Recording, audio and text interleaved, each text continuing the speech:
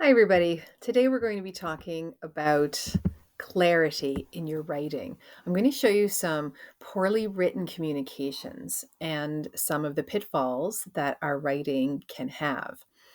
And when you read some of them, you're going to think they're utterly ridiculous. And some of them, they're literary crimes that we may be doing, committing ourselves. They could be writing mistakes that we're making on a daily basis. But hopefully, we haven't made any of these mistakes and we can just laugh at the ones that we're reading here.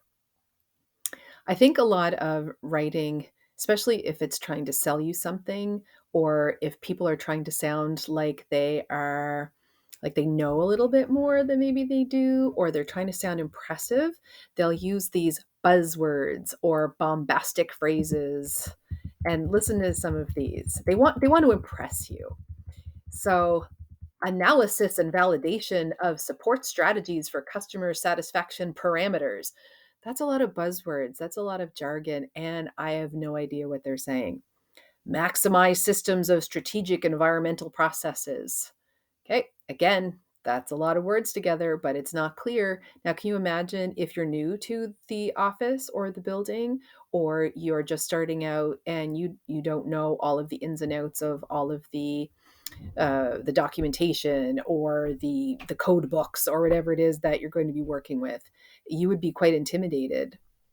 Or if you're supposed to be teaching somebody, you're the mentor and or you're the mentee. You guys are retraining or you're training for the first time in your civil engineering, and you may very well be new at this particular job. Even if you've had a job in a related field before, you're already going to be perhaps a little bit nervous or maybe easily intimidated by all of this knowledge that you're going to be taking in, and somebody gives you all of these words when they're trying to explain something that's not very effective. Focus on ownership of teamwork, assessment, validation, assets. Well, they had me at the beginning. Focus on ownership of teamwork, assessment, maybe, but then validation, assets, and I'm getting a little lost. Empowering your interactive competency team process, utilizing paradigms of support validation strategies of assessment. I once had a professor at the University of New Brunswick. He was a very nice gentleman, but it was like he was a thesaurus. He always wanted to maximize all of the words that he used and make them sound as important as he could, that he really had a very good vocabulary. Not just a very good vocabulary, an excellent vocabulary. More vocabulary than anybody else. And very often, and I'm a pretty educated person, I think of myself as pretty smart. Oh my gosh, I didn't know if I didn't know what was going on, or if I just did not have the vocabulary to take this course, or if he was being a little bit pompous. But I didn't think very highly. I didn't get a lot out of everything that he was trying to tell me because he wasn't clear enough. It felt like it was more important to him to impress us and use as much vocabulary as possible. And this example mean. So I'm trying to hide a little bit of it from you.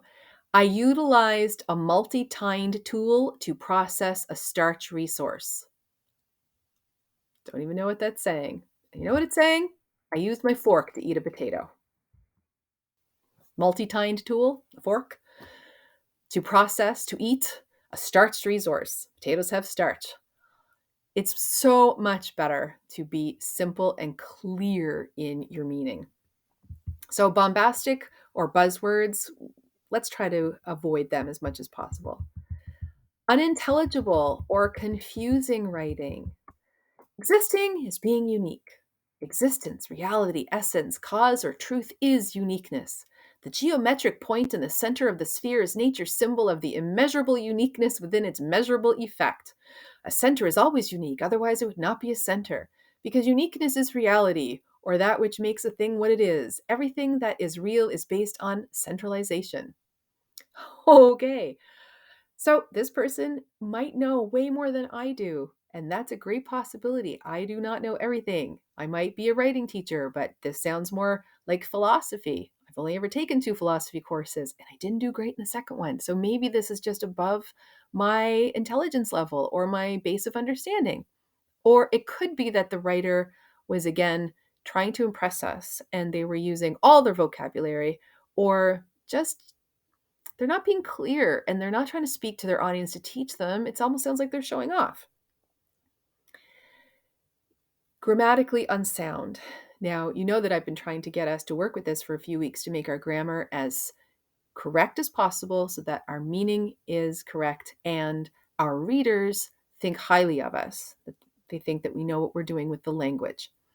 The amount of okay, so look at how many things are underlined. You're looking at my Word document, and Word is having a little bit of an attack here, trying to underline all the mistakes for us to fix so that our reading, our writing is read properly. So there's misspellings and there's poor grammar. The amount of grammar spelled incorrectly and usage errors today is astounding. And we've already learned about the apostrophe yes, so you can see those things that are incorrect. Not to mention spelling. If I was a teacher, I'd feel badly that less and less students seem to understand the basic principles of good writing. So it should be fewer and fewer. Principle is the wrong principle. Those confuse words. So you want to be grammatically sound, to be clear. And so I've got I'm going to send you some of these to read yourself. You don't need me to be speaking all of them to you. I want to be clear too, and I don't want to be boring. So there will be some in purple that are possible rewrites, and then you're going to be rewriting some as well. I want to use our time today to go over what I found is this great document that was called Clarity in Communication, about communication shipwrecks. And I thought that was a nice analogy because if your meaning is not given across properly, if you're trying to give directions or instructions, if you're doing a cover letter for a job and your tone doesn't come across well, if you're writing your boss an email and your tone doesn't come across well, or it's littered with misspellings, or it's so unclear that your reader cannot get your meaning, it could be a shipwreck. It could be a lost opportunity. At worst, if you're giving an instruction on how to mix that concrete or pour or I was going to say, pour the concrete, build the road. If you're looking at at how you build cities, and you're trying to give proper instruction to a subordinate or to someone who's supposed to be following your orders, and they misinterpret it, you could have a building that is not built properly. We've all heard stories about bridges that have come down, etc. So they could be those shipwrecks. So we've got some examples here of poor communication with often terrible results and how you could do better. And some of them are about athletes and business people. And so I've had this document drawn up of different mistakes in tone that have happened, and then therefore the shipwreck that has come with it. So for instance, LeBron James taking the right tone. You can read the rest of the stories, but let's go over a couple of them together. So, basketball superstar LeBron James announced that he was leaving the Cleveland Cavaliers to join the Miami Heat. So, that was back in 2010. An Ohio native, James made his announcement in a highly stylized ESPN special called The Decision. So, all that reality TV. It was like James was publicly thumbing his nose at Cleveland in as showy a way as possible. Within hours, internet and TV commentators were savaging him. Later, James himself said that if he had to do it again, I probably would not do the announcement, or I probably would do the announcement a little bit different. Indeed, when he returned to the Cavaliers in 2011, he made the announcement quietly in an essay in Sports Illustrated. So he probably had a manager or someone try to sell him on the idea to do this reality TV like big event. And it turns out he was insulting a lot of people that supported him along the way when he was playing for the Cavaliers, and it didn't go across well with his fans. And so this is a case where tone is as important in the content. He could have just put out a simple news release. He could have had an interview with a trusted journalist about why he had to move, why he was changing teams, but instead to do it in such a showy way, and thumbing your nose at someone is showing off. It is insulting to an audience that supported him for a long time. And there was backlash. This was before the days of cancel culture, but if it had been now, he could have been canceled. Tone is very important. So these stories all give us little lessons on why it is important to have clarity in our writing, and also to always be keeping an ear on the tone or attitude that we're using. That's the voice that I've been talking about. So I will attach this also to our lesson. And so, like, the second one talks about being clear and honest. The third one, proofreading and why it's so important.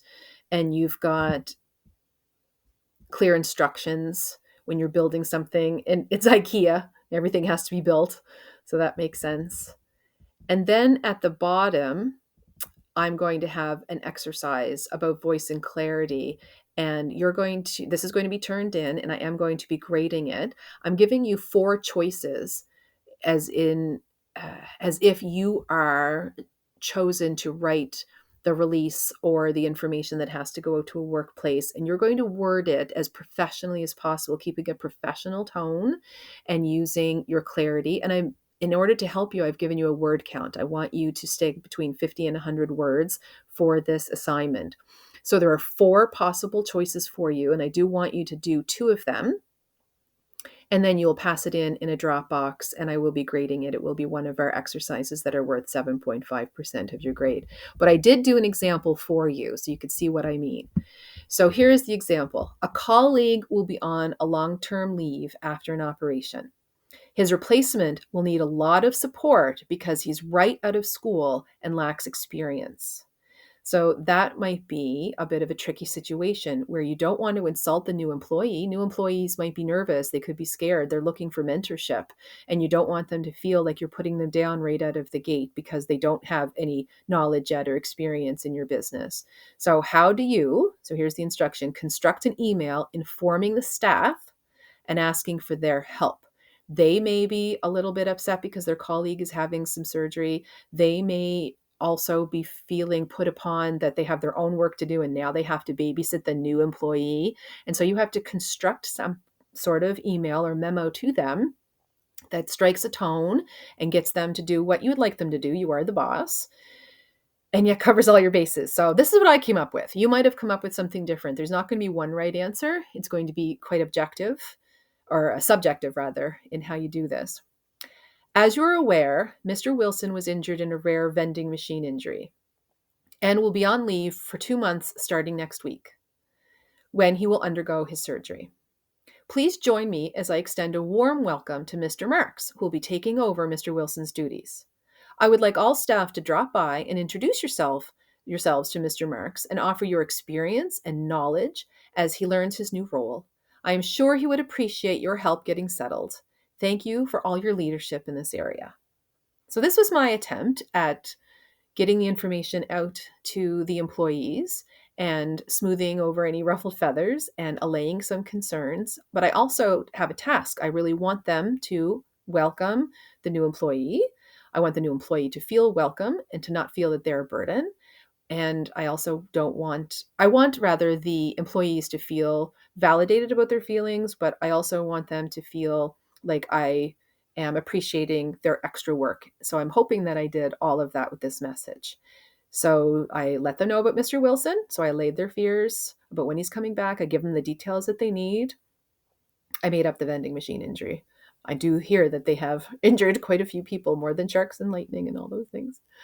Please join me as I extend a warm welcome to Mr. Marks. So he is welcome here, who will be taking over Mr. Wilson's duties. I would like all staff to drop by and introduce yourselves to Mr. Marks and offer your experience and knowledge.